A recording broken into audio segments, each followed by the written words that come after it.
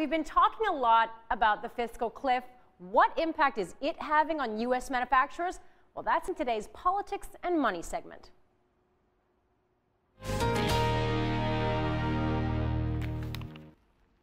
Politics and Money is right. There are some signs that the fiscal cliff uncertainty is taking a toll on the economy. Craig Mauro reports from the American manufacturing heartland. Chicago's Lapham Hickey Steel Company processes hundreds of thousands of tons of steel a year for a wide range of industrial customers. The company's president says orders are noticeably down since September.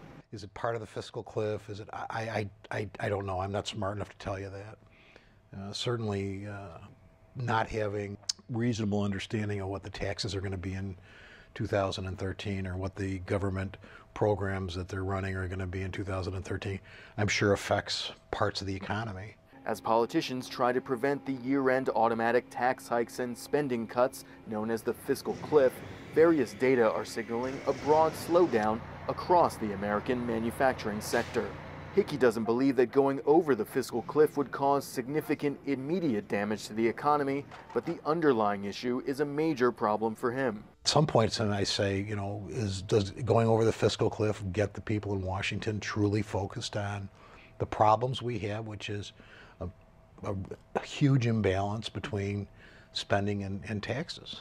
The McGladrey consulting firm released a survey in September of middle market manufacturers that found that less than half of them are optimistic about the outlook for the U.S. economy, and that's down significantly from the year before.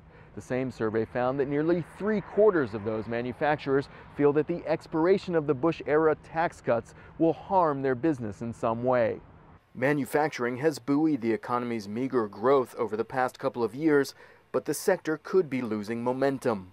I think it really relates overall to uncertainty, and uncertainty really related to a couple of things. One, the fiscal cliff, which we're hearing lots of discussions on, which I can talk a little bit about, and two, what's happening with the global economy.